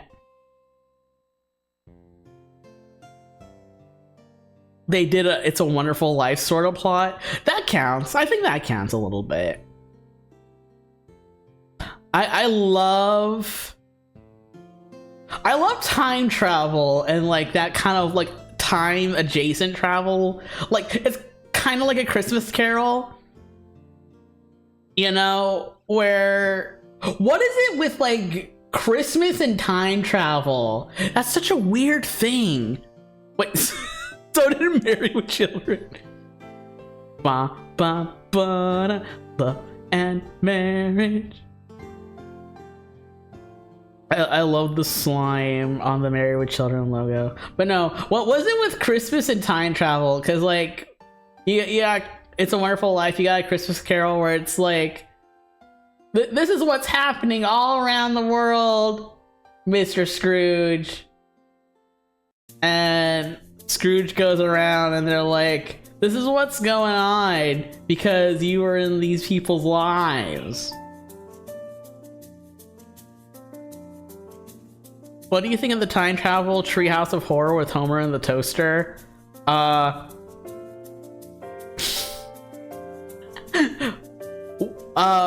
Well, Steins Gate. It's Simpsons Steins Gate.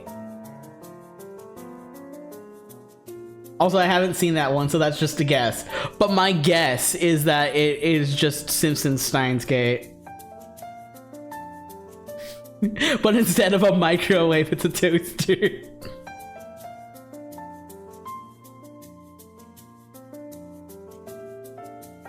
Am I right? Is it just Steins Gate but with the Simpsons? Because that would be really funny.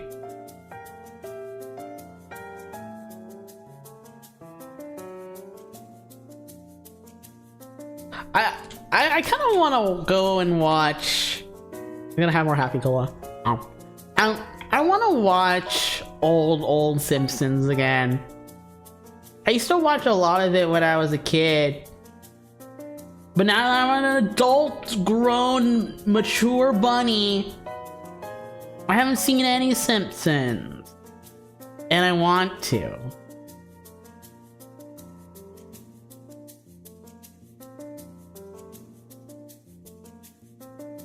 I could play Steins Gate? Yeah!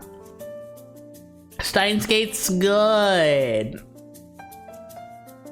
Like, Steins Gate and Madoka Magica are tied for my favorite anime of all time ever. And, like, Madoka Magica is my favorite, like, original anime, and Steins Gate's my favorite adaptation. But, like, I would like to play the original visual novel sometime.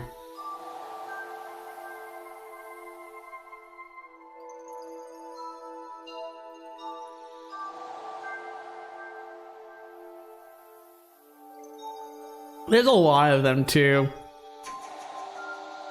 There's, like, Steins Gate 1, I think it's called, and then all the offshoots. But, like, I like me a good time travel story. I think that's just kind of like what it comes down to. I just really like time travel. Something about time travel plots just like hit with me for some reason. I like Madoka Magica, I like Steins Gate, I like A Christmas Carol. I've always loved A Christmas Carol. Like I love the Christmas season, and I like the novella. I used to read it like every single year. If I get my own like copy of A Christmas Carol again, I might read it like on stream or something for the holidays. I think that would be fun.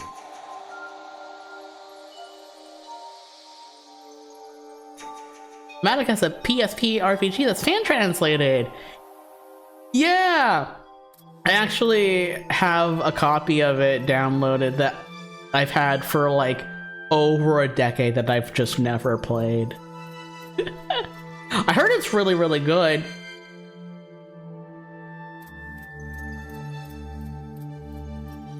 One of the weirdest made-up rules I've seen in time travel movies is the one where you go back in time, you show up naked, like Terminator, Time Traveler's wife. That happens in the Terminator, doesn't it? I think that was just an excuse to get everyone like chest out, you know, because there's some beautiful people in the Terminator. They're like, what if we just made them nude for like one scene just because?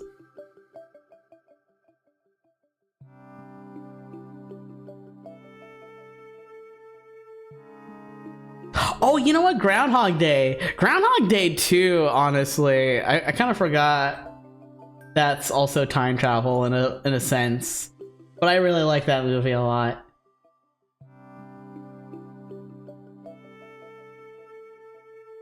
Oh man, speaking of games, the Marvel Rivals Season 1 update came out. And everyone's like, I want to be Invisible Woman or Mr. Fantastic. I was like doing something silly the other day, and like I kind of want to play Loki. I want to practice Loki more. I need to play more characters besides the two that I play. But I don't like solo queuing in Marvel Rivals, so I'll need to wait for my friends to come play with me. Come play with Bunny.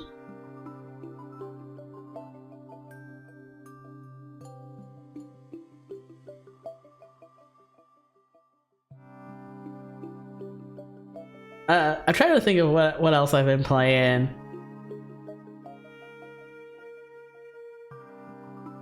Aw, man. Next time I play Planet Coaster 2, or we're just hanging out in like the other friend group, I'll stream like Planet Coaster for ya. We should hang out and like stream games to each other, so it's like we're okay. I don't know if you all feel like this, but I get just as much enjoyment watching a friend play a game and talking over it as much, if not more, than playing a game with my friends. Like, I got complicated feelings on like playing multiplayer games, but like I love playing games for my friends and my friends reacting, or my friends playing games and I react to it. I think it's cool. I think it's fun. But like I grew up on Let's Players, so like I just the idea of like a game going on and multiple people making their input on it is a normal thing for me. Personally, like I don't mind not playing a game if I'm having like a active conversation with someone while the game is happening. I think it's cool. I think it's fun. I know, cool. I'm sorry, bud. I hope hanging out with friends here and there has been helping. I know here is cool. I hope hanging out in voice chat, like not on stream, has been helping too. I want to play Invisible Woman, but she gets taken by someone else. Yeah, no, I was watching some streamers play today, and like I've seen more Invisible Woman getting played than Mr. Fantastic, which I thought would be the opposite, because like I'm so used to people not wanting to play healers. Like, as someone who's kind of like a healer support main, but like everyone wants to play Invisible Woman. Which like, I think that's cool that Marvel Rivals is making characters in such a way that like it's fun to try other characters or even other roles than what you're used to. I think that's neat. Good on ya, Marvel Rivals. I wonder how the thing's gonna play. Yeah, seeing Invisible Woman and Mr. Fantastic, I'm starting to like think about the Thing and Mr. Fireboy too. This whole time, ever since it came out, we've been talking about it. I keep wanting to call Mr. Fantastic Mr. Incredible. I'm like, no, he's not Mr. Incredible. Me trying to get as many people to play Unreal Tournament 99. Why does that ring a bell. Well, that sounds familiar to me. I like that they added Monkey D. Luffy.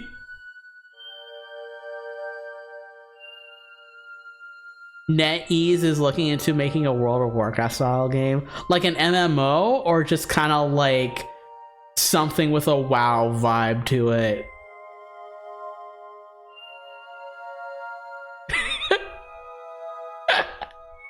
If Unreal Tournament 99 is so good, why did it take 99 tries to make a good game? They're perfecting their craft. They're learning. They're growing. Would you believe it actually took 2003?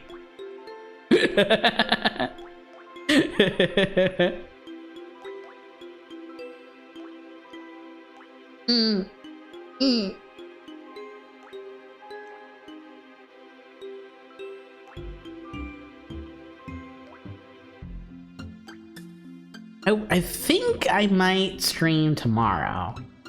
Like, I kind of want to poke into my Planet Coaster file that I've been working on and just like talk over it. Oh my gosh, I've been working so hard. So this is such a weird like New Year's resolution, but one of the things I want to do this year is actually get good at Planet Coaster. Like, I want to decorate things well. I want to learn how to build really good coasters. I want to like play the game without just slapping pre-built stuff on it. I want to learn how to build things in Planet Coaster. And my practice one that I'm working on, I feel like is going well so far. I might do that a little bit like here in a minute. I want to play Planet Coaster. I want to play Planet Toaster. And would you guys like to see Planet Coaster tomorrow? Or would you like to maybe do like a Sonic of some kind? Like maybe Shadow? Maybe some Big the Cat speedrunning practice?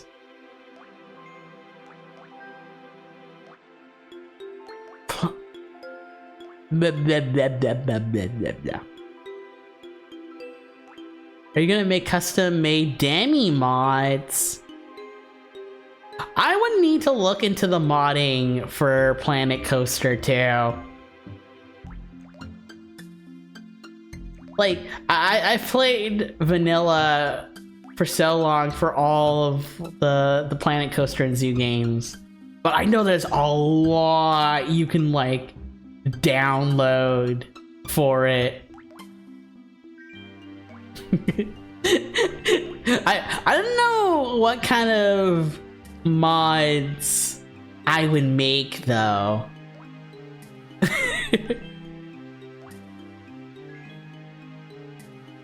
The closest I could think of is like if I tried to make another evil coaster in Planet Coaster 2 like I did with the first game. You all remember that when I was making my evil theme park?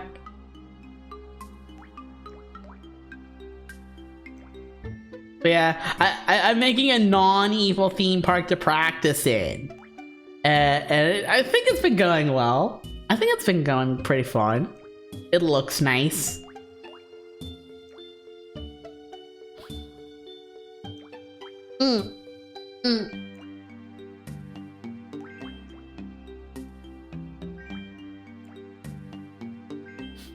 When is humanity gonna be worthy enough to get Planet Toaster?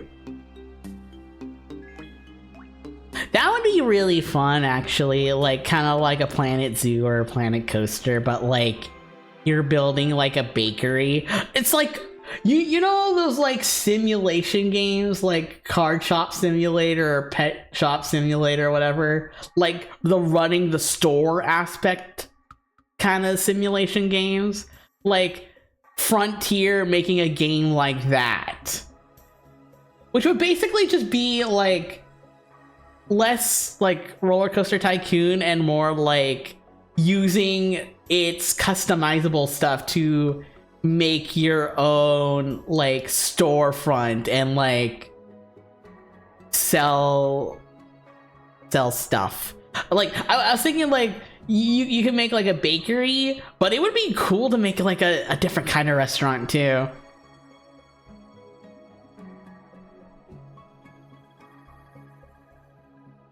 Kind of like Terraform Mars, very sciencey game where you do things on Mars to make it habitable for human life. That sounds really fun. Kalmana got me a game that is kind of like that. It's called Planet Crafter, and I still haven't played that yet, and I would like to. I think I'm finally at that point where like I'm stressing less about finding a job and more just kind of like going at my own pace and popping open games more. Like that's another thing I want to do this year. I want to play more video games. Like that's another weird thing, but like I do a lot of like thinking about video games and not enough playing video games. You know, I want to play more games. I want to play an embarrassing amount of Planet Coaster and get really, really good at it. That's what I want to do.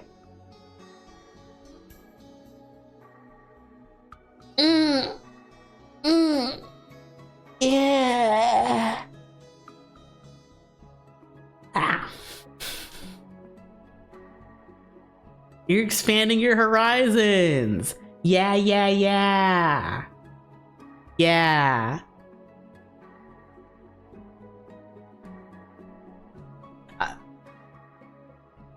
It's kind of interesting because like I was really stressed out when I had no job and no money, but now that I have no job and yes money, but funny thing, I feel less stressed out when I have money to like eat and do stuff with. Like it's nice to go to the zoo for a day, and it's nice to get vegetables to cook fun stuff with. I made those potatoes au gratin, and I made those little mini quiches, and they were so good. Yeah. Real. I know you and I have both been feeling it, Sierra. We've been going through it. But yeah, no, I want to cook more stuff now that I have money to get like groceries with. Cause like I was telling Kamada, like it's kind of funny now that like I don't have somewhere obligated to be, but I do have the money. Like the thing I'm spending my money on is like healthy food to eat healthy meals with.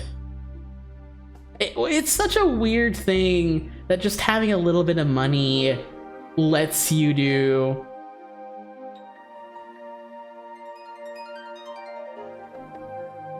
Everyone's feeling like a soup kitchen. Soup would be great. You know what I want to do? I want to make curry.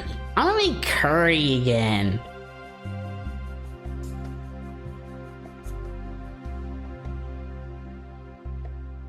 Yeah, no. Like, you shouldn't feel bad, Riley.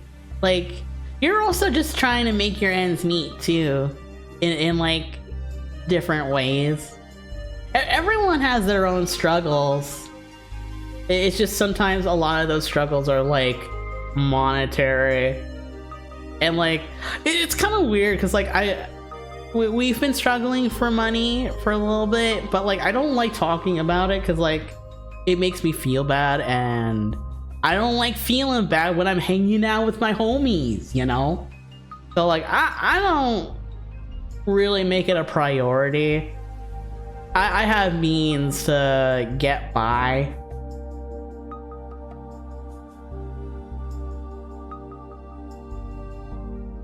I'm playing ranked Marvel right now. Ayo, ranked Marvel Kalmata. Fops with the Elo. Let's go.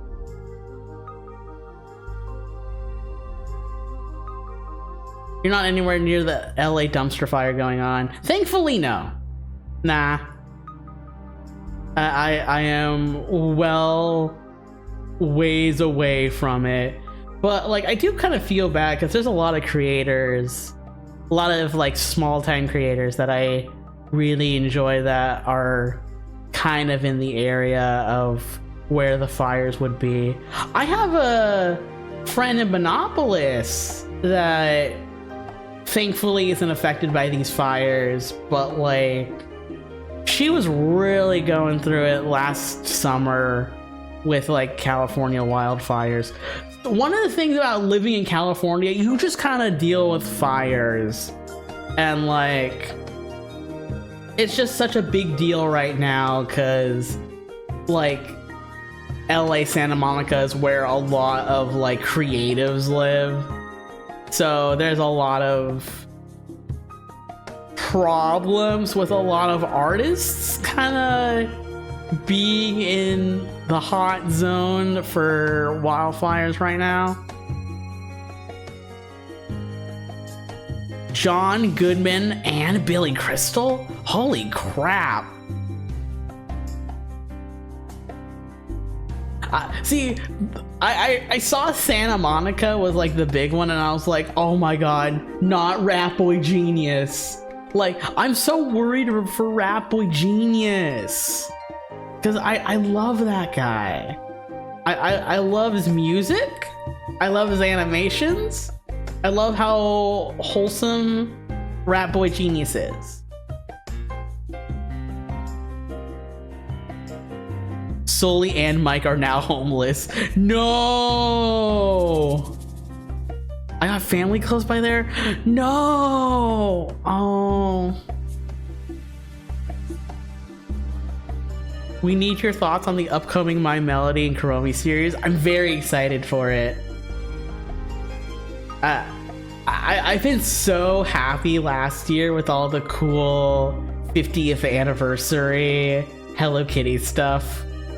And now I'm like so happy there's gonna be like extra stuff for My Melody and Kuromi. I hope it's like not one-to-one a sequel of Onegai My Melody, but like kind of like a spiritual successor to Onegai My Melody. We lost the Bugs Bunny Museum to the LA fires? No! No!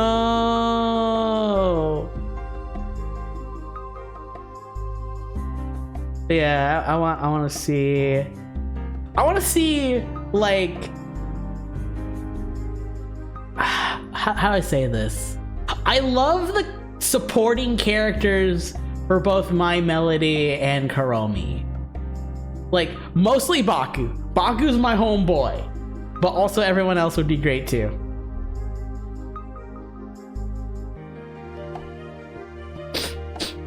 I was like, I kind of want to end stream soon, but also I don't want to leave it on like such a sad note. It's like, no more Bugs Bunny Museum. Damn, that sucks. Time to end stream. But no. A lot of the time, Kuma, the wildfires are just because temperatures in California are really hot. There's a lot of very flammable foliage in California, and sometimes it could be people being stupid. Like sometimes the foliage just catches fire out of nowhere and it spreads really fast if it tends to be really hot or really windy, but sometimes that could be exacerbated by like people camping and not putting out their campfires, or people setting off fireworks when they're not supposed to, things like that.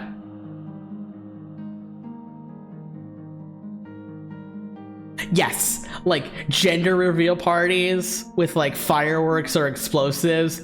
I think something like that actually caused like one of like the major summer wildfires a few years ago. Gender bad. Performative gender very bad. Nobody likes it. It's a second trimester. Yeah, no, like, again, like, if performative gender wasn't a thing, we wouldn't have as many California wildfires. So, like, I don't know.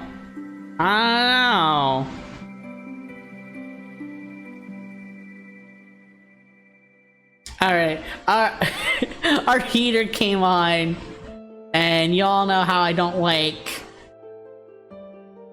how noisy the AC is here, so I'm gonna like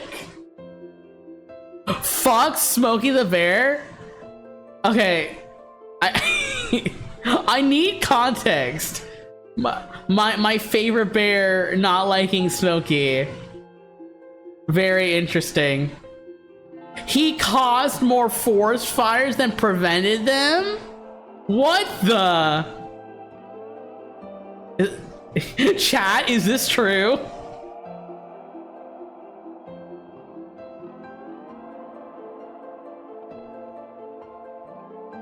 One more happy cola for the road.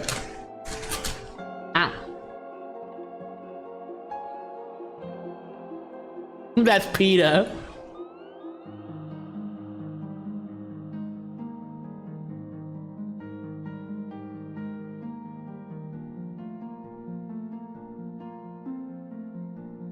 Intervention of nature has caused more damage. Oh, interesting. I see. Like, that kind of makes sense when you say it, but I kind of want to like look into it because that sounds like it could be interesting to look into.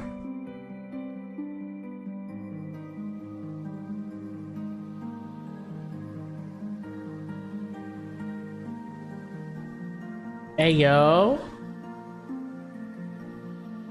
The Jabroni Mike watching YouTube poops. I'm gonna watch that after stream.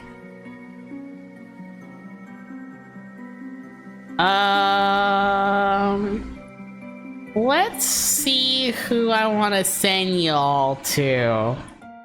So many people are playing Marvel Rivals right now.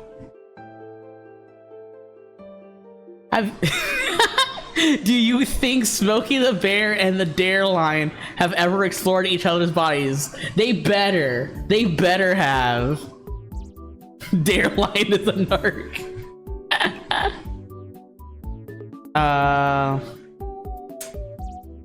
Who do I want to send y'all to?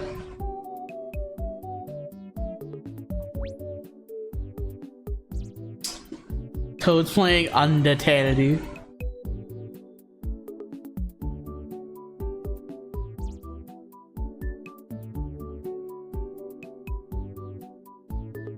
Warden's playing Pokemon. Suki's playing Fate! Cool! I want to send y'all to Suki, to be honest. I want to double check and see if he's oh, he just started. Perfect! Okay, I'm gonna send you all to lovely Bonopolis member Suki.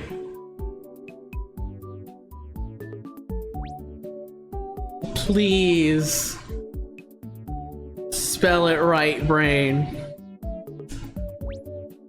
Beautiful. Awesome.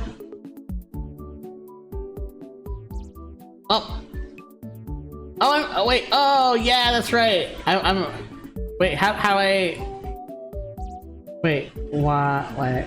Oh, there we go. Nagi time again. Right before we leave. Sorry, I got my toggles on my numpad. Okay. Tomorrow I will be here.